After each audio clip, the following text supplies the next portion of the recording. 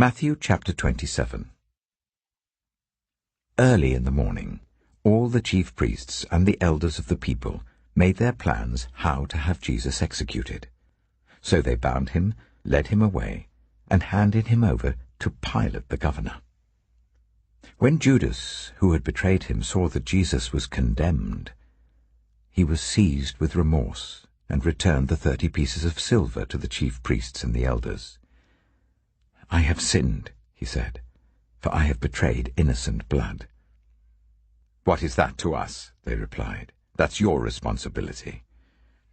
So Judas threw the money into the temple and left. Then he went away and hanged himself.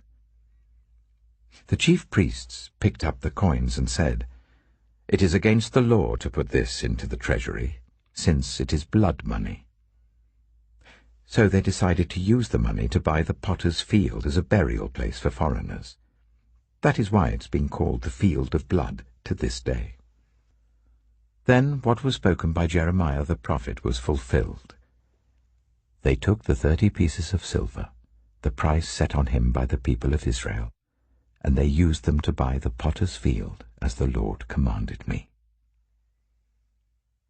Meanwhile, Jesus stood before the governor, and the governor asked him, "Are you the king of the Jews?" "You have said so," Jesus replied. When he was accused by the chief priests and the elders, he gave no answer. Then Pilate asked him, "Don't you hear the testimony they're bringing against you?" But Jesus made no reply, not even to a single charge, to the great amazement of the governor. Now it was the governor's custom at the festival to release a prisoner chosen by the crowd. At that time they had a well-known prisoner whose name was Jesus Barabbas. So when the crowd had gathered, Pilate asked them, "Which one do you want me to release to you, Jesus Barabbas or Jesus who is called the Messiah?" For he knew it was out of self-interest that they had handed Jesus over to him. While Pilate was sitting on the judge's seat, his wife sent him this message, "Don't have anything to do with that innocent man, for I have suffered a great deal today in a dream because of him." But the chief priests and the elders persuaded the crowd to ask for Barabbas and to have Jesus executed. "Which of the two do you want me to release to you?" asked the governor. "Barabbas," they answered. "What shall I do then with Jesus who is called the Messiah?" Pilate asked. They all answered, "Crucify him." "Why? What crime has he committed?" asked Pilate. But they shouted all the louder, "Crucify him!" When Pilate saw that he was getting nowhere, but that instead an uproar was starting, he took water and washed his hands in front of the crowd. "I am innocent of this man's blood," he said. "It is your responsibility." All the people answered, "His blood is on us and on our children." Then he released Barabbas to them, but he had Jesus flogged and handed him over to be crucified. Then the governor's soldiers took Jesus into the praetorium and gathered the whole company of soldiers round him. They stripped him and put a scarlet robe on him, and then twisted together a crown of thorns and set it on his head. They put a staff in his right hand. Then they knelt in front of him and mocked him.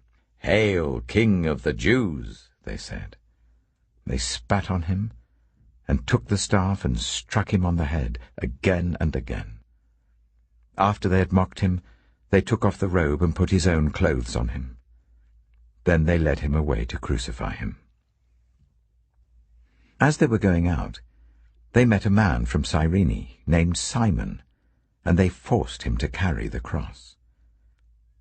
They came to a place called Golgotha, which means the place of the skull. There they offered Jesus wine to drink mixed with gall, but after tasting it he refused to drink it. When they had crucified him, they divided up his clothes by casting lots, and sitting down they kept watch over him there. Above his head they placed the written charge against him, "This is Jesus, the King of the Jews." 2 rebels were crucified with him, one on his right and one on his left. Those who passed by hurled insults at him, shaking their heads and saying, "You who are going to destroy the temple and build it in 3 days, save yourself. Come down from the cross, if you are the Son of God." In the same way the chief priests, the teachers of the law, and the elders mocked him.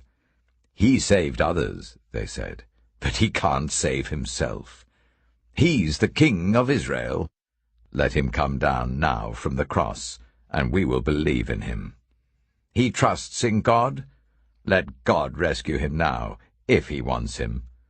For he said, 'I am the Son of God.'" In the same way the rebels who were crucified with him also heaped insults on him. From noon until 3 in the afternoon, darkness came over all the land.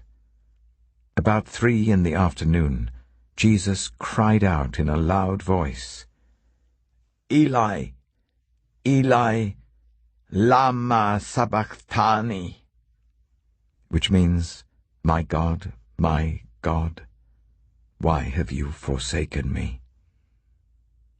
When some of those standing there heard this, they said, "He's calling Elijah." Immediately one of them ran and got a sponge. He filled it with wine vinegar, put it on a staff, and offered it to Jesus to drink. The rest said, "Now leave him alone. Let's see if Elijah comes to save him." And when Jesus had cried out again in a loud voice, he gave up his spirit. At that moment, the curtain of the temple was torn in two from top to bottom. The earth shook, the rocks split, and the tombs broke open. The bodies of many holy people who had died were raised to life. They came out of the tombs after Jesus' resurrection and went into the holy city and appeared to many people.